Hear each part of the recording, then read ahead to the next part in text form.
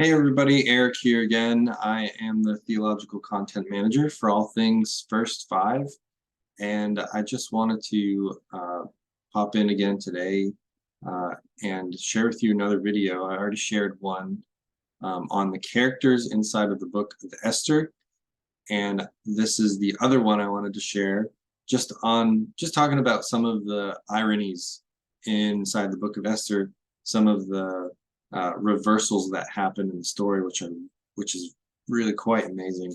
The story of Esther is masterfully written, and can even make you chuckle a little bit.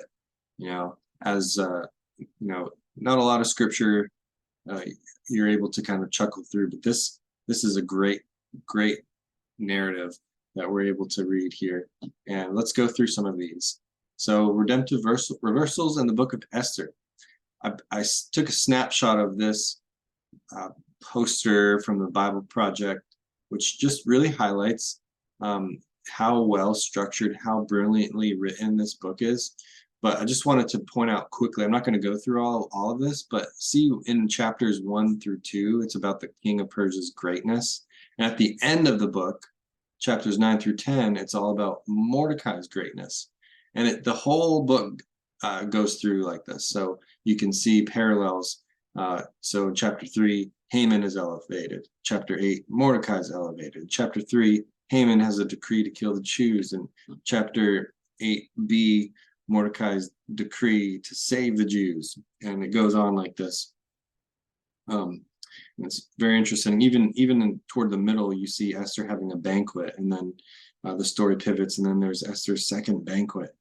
Kind of on either side of the middle there, with the most important thing happening in the middle, where the king can't sleep, and so he wakes up and he just has them read to him the chronicles of the history of what's happening, and realizes he forgot Mordecai, and so the whole story pivots at that point. So that brings me to the first irony, is that Esther is a book about God. I mean, it really is a book about God. It's in our Bibles. It's meant to be a book about God, but ironically, it doesn't ever mention God. It's sort of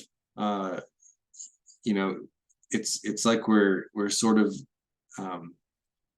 it's just understood that all these things are not simply happening by chance, but that's kind of how it's written. Like, the king, just can't sleep. Why is that?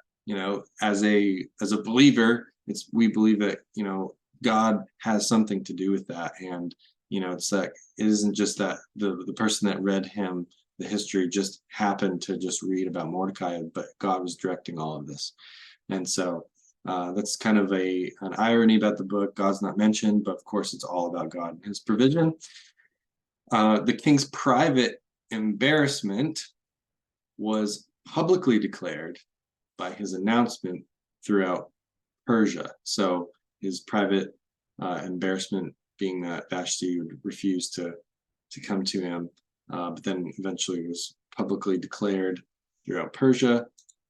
Also, a decree declaring the destruction of the Jews was proclaimed on the eve before they commemorated their historic deliverance from Egypt.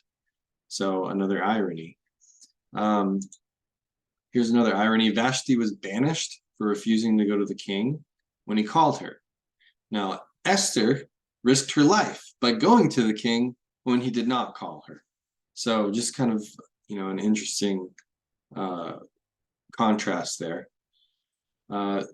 Here's a redemptive reversal. The man who used his influence to decree destruction for anyone remotely important to Mordecai is the same man who inadvertently used that very influence to honor Mordecai. So reversal there. The plot to kill the Jews started when Mordecai refused to bow before Haman, and later Haman fell at the feet of a Jewish queen to beg for his life. Another one here. King Ahasuerus ordered Haman to be hung on the gallows that Haman had erected for Mordecai. So quite ironic. Haman's wealth was used as a bribe to kill the Jews. And then it was given to the Jewish queen after Haman was killed. And then Esther 9:1 is just written here in scripture for us. On the very day when the enemies of the Jews hoped to gain mastery over them, the reverse occurred. The Jews gained mastery over those who hated them. And also the name for the holiday, commemorating the Jews' salvation from death, Purim. So it's commemorating their salvation, but it's based on the method of casting lots, which was originally used to determine the date of their execution. So extremely ironic. So I hope that has blessed you in some way. This is a masterfully written book, of course. We believe that the reason for that is because these are God's very words. And I hope that this has helped pique your interest in continuing to study Scripture. Hope you all have a blessed day. Thanks for listening.